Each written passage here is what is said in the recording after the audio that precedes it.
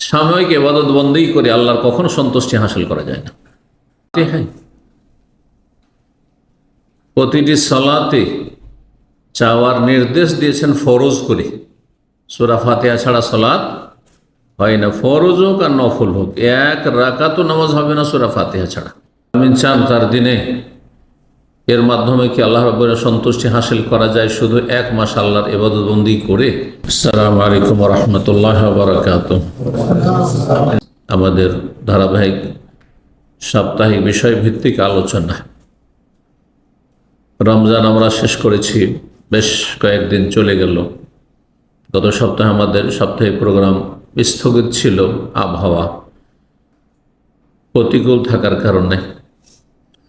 আজকে রমজান পরে আমাদের অবস্থা কেমন হওয়া উচিত? যারা মুসলিম এমন হওয়া উচিত যা কি অধিকাংশ মুসলিমদের অবস্থা, বাস্তবতা, যে রমজানে ফরজ, নফল, সুন্নত বিভিন্ন রকমের বহুমুখী ইবাদত বন্দেগী অনেক বেশি করলেন, আর তারপরে রমজান পরে আপনি খেয়াল খুশি জীবনযাপন করা শুরু করলেন। এটা হচ্ছে মুসলিম জাতির বাস্তবতা। এটাই কি আল্লাহ রাব্বুল আলামিন চান তার দিনে? এর মাধ্যমে কি আল্লাহ রাব্বুল সন্তুষ্টি হাসিল করা যায় শুধু এক মাস আল্লাহর ইবাদত বন্দি করে? নাকি যে আল্লাহ রমজানের মালিক, সে আল্লাহ হচ্ছেন বাকি 11 মাসের মালিক? যে আল্লাহ আমাদেরকে সৃষ্টি করেছেন তার ইবাদত বন্দিগির জন্য শুধু রমজানে, শুধু সপ্তাহে একদিন জুমার দিনে, নাকি ওয়াবুদ রাব্বাকা হাত্তা ইয়াতিয়াকাল ইয়াকিন। রব্বুল আলামিন ইরশাদ করছেন সূরা হিজরের সর্বশেষ আয়াত, তোমার রবের ইবাদত বন্দেগী করতে থাকো। নবী সাল্লাল্লাহু আলাইহি ওয়াসাল্লামকে আল্লাহ বলছেন, অথচ নবী সাল্লাল্লাহু আলাইহি ওয়াসাল্লামের তিনি মাসুম, নিষ্পাপ। আল্লাহ রাব্বুল তাকে বিশেষ হেফাজতে রেখেছেন সমস্ত রকম পাপাচার থেকে। তারপরে ভুল ভ্রান্তি যদি হয়ে যায় তো অগ্রিম ঘোষণা করেছেন মার্জনার, লিয়াগফির লাকা আল্লাহু মা তাকাদ্দামা মিন যামবিকা ওয়া মা তাআখার। আগের পরের ভুল ভ্রান্তি সব তোমার অগ্রিম ক্ষমা। তারপর রব্বুল আলামিন তাকেও ছাড়েননি, বলছেন ওয়াবুদ রাব্বাকা, হে নবী, সরাসরি নবী সাল্লাল্লাহু আলাইহি ওয়াসাল্লামকে সম্বোধন, আর পরোক্ষভাবে আমাকে আপনাকে প্রতিটি মুসলিমকে সম্বোধন। তোমার রবের ইবাদত বন্দেগী করতে থাকো, হে নবী, হে মুসলিম, হে মানুষ, হাত্তা ইয়াতিয়াকাল ইয়াকিন, যতক্ষণ পর্যন্ত তোমার মরণ যে সুনিশ্চিত, মরণ না আসবে। মরণ আসা পর্যন্ত যতক্ষণ মানুষের হুঁশ জ্ঞান আছে ততক্ষণ রবের ইবাদত, যা ফরজ তা ফরজ, যা ভালো তা ভালো, আর যা মন্দ তা মন্দ। ভালো কাজ করতে হবে এবং মন্দ কথা কাজ থেকে বেঁচে থাকতে হবে। এই জন্য আল্লাহ সৃষ্টি করেছেন। সাময়িক ইবাদত বন্দেই করে আল্লাহর কখনো সন্তুষ্টি হাসিল করা যায় না, যতই ইবাদত বন্দেগী আপনি বেশি করেন না কেন।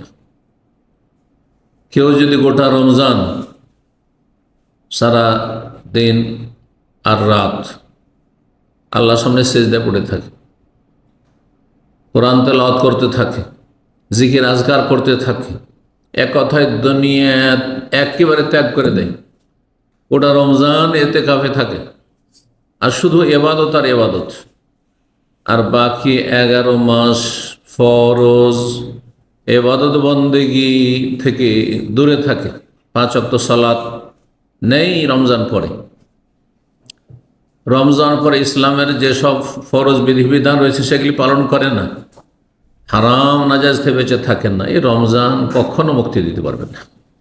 রমজানের ইবাদত দিয়ে আল্লাহর সন্তুষ্টি হাসিল করা যায় না, শুধু যদি বাকি 11 মাস রব্বুল আলামিনের গোলামি না করতে পারেন।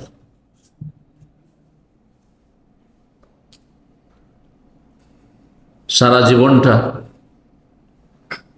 যারা সোজা পথে থাকতে পারল, আর সোজা পথের শেষ প্রান্তে রয়েছে জান্নাত, যে সোজা পথের কথা কোরআনে কারীমে রব্বুল আলামিন সূরাতুল ফাতিহায় প্রতিটি সালাতে চাওয়ার নির্দেশ দিয়েছেন ফরজ করে। সূরা ফাতিহা ছাড়া সালাত হয় না, ফরজ হোক আর নফল হোক। এক রাকাতও নামাজ হবে না সূরা ফাতিহা ছাড়া। লা সালাতা লিমান লাম ইয়াকরা বিফাতিহাতিল কিতাব। সেই সূরা ফাতিহার গুরুত্বপূর্ণ দোয়া হচ্ছে, ফরজ দোয়া হচ্ছে ইহদিনাস সিরাতাল মুস্তাকিম। হে আল্লাহ, আমাদেরকে সোজা সরল পথ দেখাও, সোজা পথ প্রদর্শন করো, সোজা পথের পথিক বানিয়ে রাখো। যে সোজা পথের শেষ গন্তব্য স্থান, টার্গেট, যে কোনো জায়গায় আপনি যদি রাস্তা পথ ধরে চলেন তো আপনার একটা লক্ষ্য উদ্দেশ্য টার্গেট আছে যে আপনি যাচ্ছেন কোথায়। হ্যাঁ, আপনি ইসলামিক সেন্টার থেকে বাড়ি যাচ্ছেন, সেটা আপনার লক্ষ্য দিয়ে বাসায় যাচ্ছেন। আর না হলে বাসা থেকে আপনি ইসলামিক সেন্টারে আসছেন, ডিউটি থেকে বাসা ফিরছেন, না হয় বাসা থেকে ডিউটি যাচ্ছেন, কোনো একটা টার্গেট আছে। না হলে ফালতু কোনো মানুষ রাস্তায় বের হয় না যে আমার কোনো টার্গেট নেই, হ্যাঁ, যেখানে আমার হাত পা নিয়ে যাবে সেখানে চলে যাব। আর হাত পা তো বিনা উদ্দেশ্যে যাবেও না। হাত পা যতক্ষণ আপনি নির্দেশ দেবেন যে ওই দিকে যাও, ও যাবেই নাই। তার প্রত্যেকের লক্ষ্য উদ্দেশ্য থাকে, টার্গেট। একজন মুমিন মুসলিমের জীবনের লক্ষ্য উদ্দেশ্য হচ্ছে জান্নাত, আর জান্নাতের পথের নাম হচ্ছে সিরাত মুস্তাকিম, সোজা সরল পথ। মুস্তাকিম মানে সোজা, আর সিরাত মানে পথ। আর তার ডানে বামে ছোট ছোট রাস্তা রয়েছে, যেমন রাজপথের ডানে বামে অনেকগুলি ছোটখাটো রাস্তা বেরিয়ে যায়।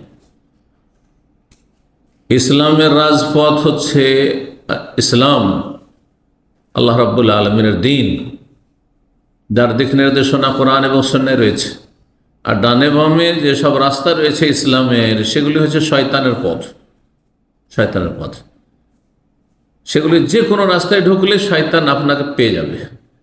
আর শয়তান যদি সঙ্গী বানিয়ে নিতে পারে তাহলে জান্নাত কখনো পাওয়া যাবে না, জাহান্নামে যেতে হবে। ইন্নামা ইয়াদউ হিজবাহু লিয়াকুনু মিন আসহাবিস সাইর।